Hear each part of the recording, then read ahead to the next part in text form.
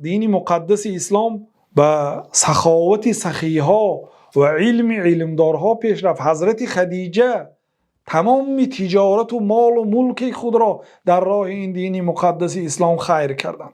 حضرت ابوبکر تمام پول و مال خود را خیر کردند.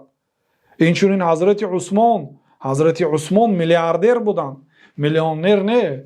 فضیلت تجارت یک جمعه داریم ما، من پولی خیلی از صحابه ها رو به دلار گردانیده بودم. عثمان میلیاردر بودند، زبیر ابن عوام 10 یاران بهشتی میلیاردر بودند. بسیار صحابه ها صاحب پول و مال، زبیر بسیار پولی کلان داشتند، طلحه صاحب پولای بزرگ بودند از 10 یاران بهشتی. اینها برای این دین مقدس اسلام خیر کردند، لیکن پول و مال آنها را از جهاد و از طلب علم و از نماز شب و از نماز جماعت و از محبت رسول الله، از محبت مسجد آنها را نداشت.